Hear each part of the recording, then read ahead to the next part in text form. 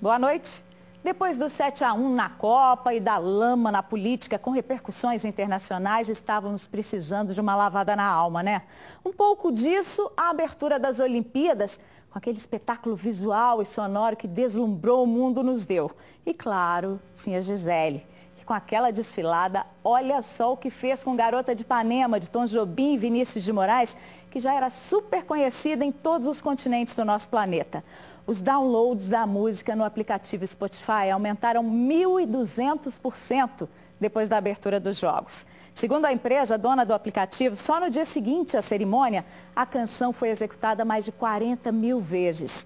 O sucesso musical de 1962 tem versão em inglês, é muito tocado em filmes de cinema até hoje. E a cara do Rio e do Brasil, né? Muito legal. Bom, já que eu toquei no 7-1, já eu falo da seleção alemã, que está de volta a BH e ao Mineirão. Aguarde, hein? Agora a notícia é muito séria e preocupante. O Ministério Público de Minas divulgou hoje em Valadares um laudo sobre a qualidade da água tratada no Rio Doce, que foi atingido pela lama de rejeitos da mineradora Samarco em novembro do ano passado. Segundo o relatório, a água que vem sendo consumida pela população pode causar doenças degenerativas. Segundo o MP, a companhia de saneamento não está conseguindo tratar o alumínio presente na água e o metal está chegando ao consumidor final com percentuais muito acima do permitido pelo Ministério da Saúde. No final do ano passado, nós havíamos feito um laudo, o Ministério Público realizou um laudo independente, autônomo, que constatou que o alumínio, como já foi divulgado à época, estava acima do limite permitido. Na época, constatou-se que o alumínio estava no percentual de 0,27 miligramas por litro de água tratada. Recentemente, nós fizemos um novo laudo, passado um período de maturação desse processo, que trouxe a informação de que o percentual de alumínio aumentou. Conclusão, mesmo o SAAI adotando as medidas que foram determinadas, o alumínio ainda se faz presente na água tratada de Governador Valadares. O promotor alerta que a água distribuída pelo SAAI não deve ser consumida, porque a ingestão desta quantidade de alumínio poderá causar sérios problemas de saúde para a população de Governador Valadares. O efeito cumulativo do alumínio no organismo, ao longo dos anos, é extremamente prejudicial à saúde, causando doenças degenerativas ao sistema neurológico, ocasionando, com o passar do tempo, doenças mais conhecidas como o mal de Parkinson e o Alzheimer. Uma engenheira ambiental do Centro de Apoio Técnico do Ministério Público Estadual esteve aqui em Valadares no dia 5 de julho, coletando amostra de água para a análise. As coletas foram feitas em 13 pontos da cidade com água tratada. Entre eles, várias residências, escolas e até hospitais. Em apenas 2 pontos residenciais, a água não apresentou problemas. Ainda segundo o Ministério Público, a Samarco também coletou amostra de água em Valadares no mesmo período. E o laudo apresentado pela empresa aponta que a qualidade da água está dentro dos parâmetros. Mas a promotoria afirma que a empresa que fez o laudo não havia calibrado os aparelhos usados na análise. A Defensoria Pública da União vai ajuizar uma ação exigindo que a Samarco distribua água potável novamente até que o problema seja solucionado. Em nota, a mineradora afirmou que no mês passado acompanhou a coleta de amostras de água tratada em 5 estações de tratamento de Governador Valadares. Segundo a Samarco, essas amostras foram analisadas em laboratórios certificados pelo Inmetro e os resultados comprovam que não há alterações nos parâmetros de alumínio ou metais pesados. A empresa informou que ainda não foi notificada sobre os resultados dessas amostras relatadas pelo Ministério Público. Garantiu que realiza um monitoramento constante da qualidade da água em 92 pontos ao longo de todo o Rio Doce. A polícia prendeu 8 pessoas ligadas ao tráfico de drogas em Belo Horizonte. E o que chamou a atenção neste caso foi o perfil de 2 suspeitos. As investigações começaram em fevereiro para combater o tráfico de drogas e a entrada de armas em aglomerados. Batizada de Pedras por ter se iniciado no Morro das Pedras, região oeste da capital, a operação depois chegou a outros locais da cidade, incluindo bairros de classes média e média alta. No Gutierrez, por exemplo, foi encontrado um apartamento onde ocorreria o tráfico de cocaína. Segundo a polícia, o alvo era o pai de Gabriel Saião Pietra Coelho, de 20 anos, que morreu há 2 meses. O rapaz admitiu saber do esquema, mas negou participação. Sou só usuário. Encontraram isso na casa do meu pai e eu tenho 20 anos.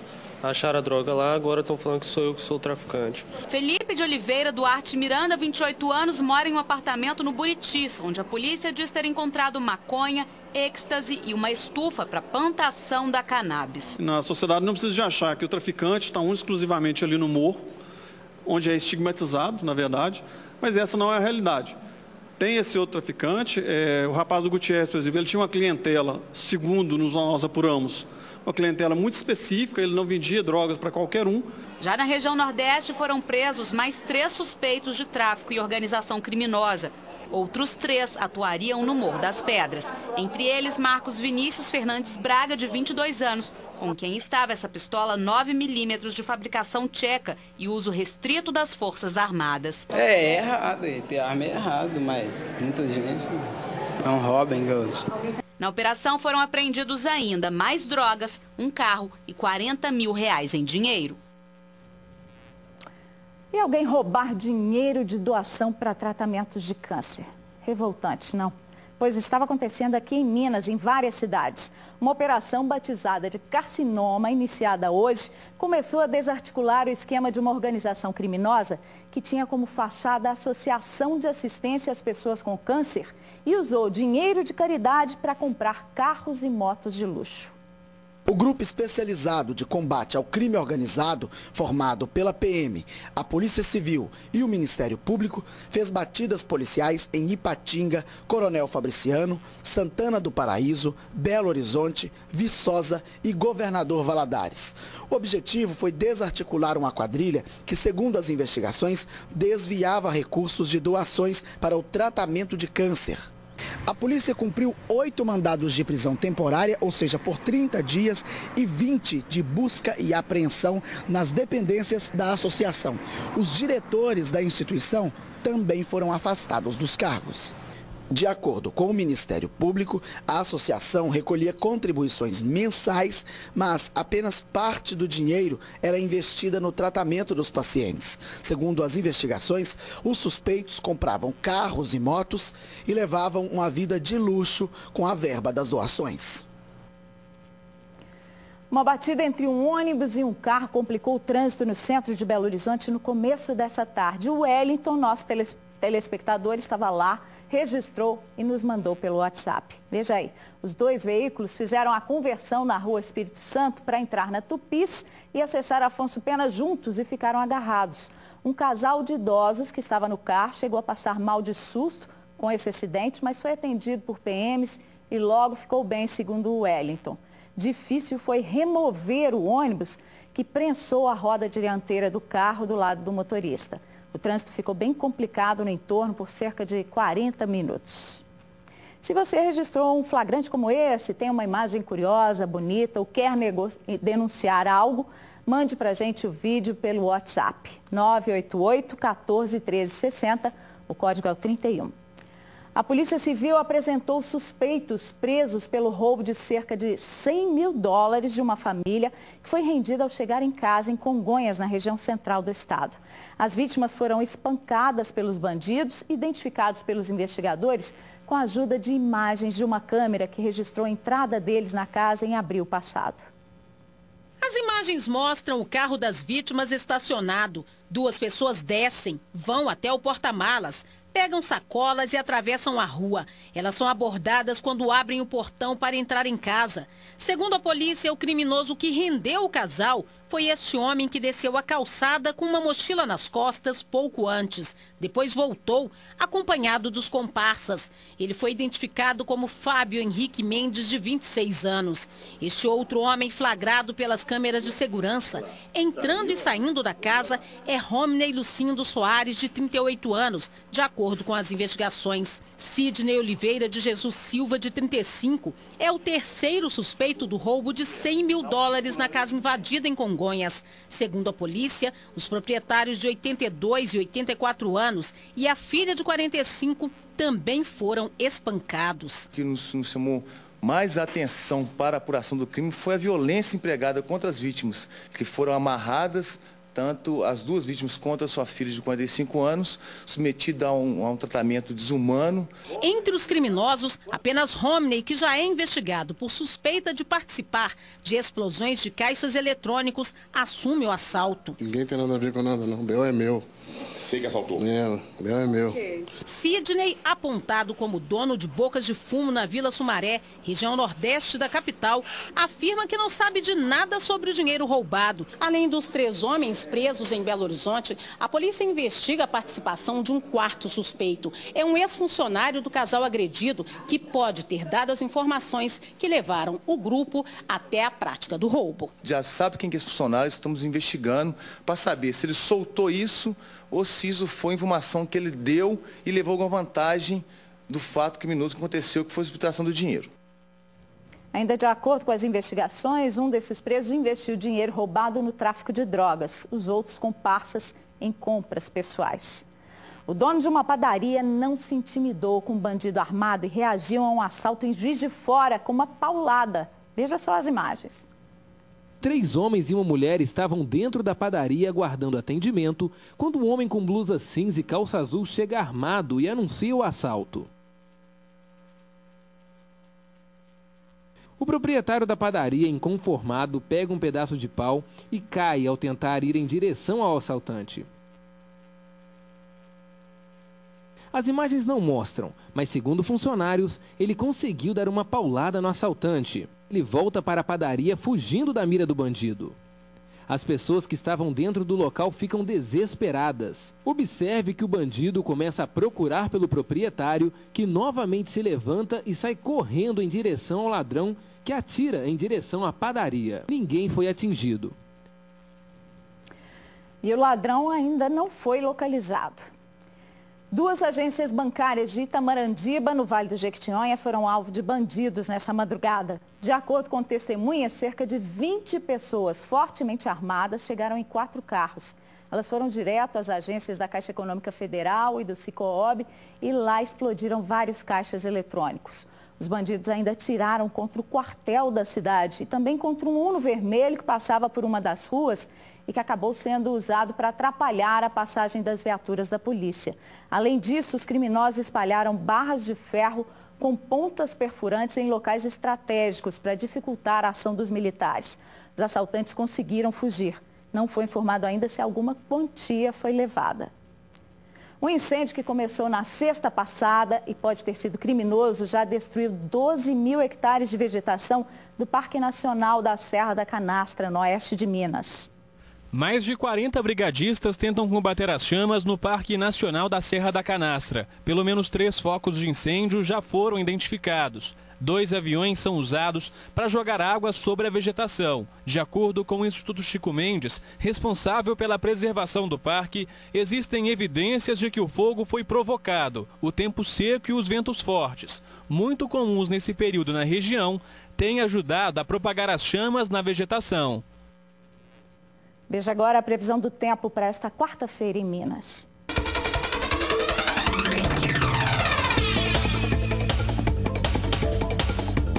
O tempo fica parcialmente nublado no sul e na zona da mata. Nas outras regiões do estado, sol forte e baixa umidade do ar à tarde. Pode haver chuva fraca e isolada em alguns pontos de Minas. Na capital, a mínima é de 15 e a máxima deve ser de 31 graus. Os termômetros variam de 18 a 29 graus em Patrocínio, dos 13 aos 34 em São Francisco. Em Andradas, oscila dos 10 aos 22 graus. E em Mantena, mínima de 16 e máxima de 31 graus. Depois de muito tempo de espera, a vacina contra a dengue finalmente começou a ser comercializada. As doses estão sendo vendidas e aplicadas apenas em clínicas particulares. Uma vacina que tem pesquisa de no mínimo uns 13 anos. A vacina é eficaz, ela tem uma eficácia média de 75% a 90%. Protege contra os vírus 1, 2, 3 e 4 da dengue. No Brasil circulam mais o 2, o 3 e o 4. Agora, a proteção para casos graves, aquela dengue hemorrágica que a gente teme muito, aquela mortalidade alta, é praticamente 100% nos vacinados. Mesmo com a vacina, que não tem previsão de chegada no Sistema Único de Saúde, o SUS, os especialistas alertam. Os cuidados para evitar a proliferação do Aedes aegypti em casa devem continuar. Você não tem como fazer uma vacina sem ter as outras medidas de saúde pública. Há que fazer vacina, é um avanço muito significativo. Mas as medidas individuais, com certeza, você não pode deixar escapar.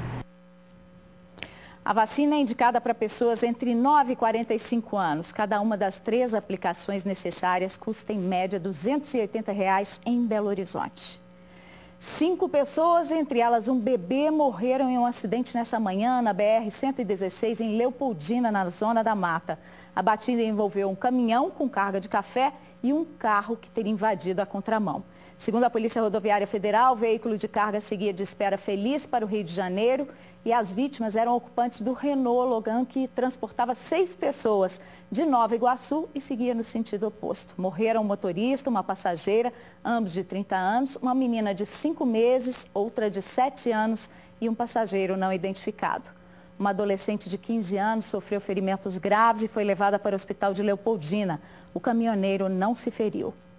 A segurança no trânsito é tema de uma campanha da Câmara de Dirigentes Lojistas de Belo Horizonte. Todas as terças e quintas-feiras serão realizadas paradas educativas específicas para motociclistas. A ação começou na Avenida João Pinheiro. Até outubro serão 18 paradas em vários pontos da cidade. A ideia é avaliar as condições de segurança das motos, mas também a forma de condução dos próprios motociclistas. Ano de fabricação dos veículos, estado dos capacetes, luvas, calçados, freios e pneus, tudo é verificado. Quem não tinha antena para se proteger do cerol ganhou de graça o equipamento que pode reduzir o risco de acidentes envolvendo papagaios. Com isso, a gente vai reduzindo o número de acidentes e vai mudando a concepção do motociclista perante a sociedade. Está vendo que o motociclista está mais bem equipado, um motociclista tem condição melhor. Com isso, muda o foco do motociclista perante a sociedade.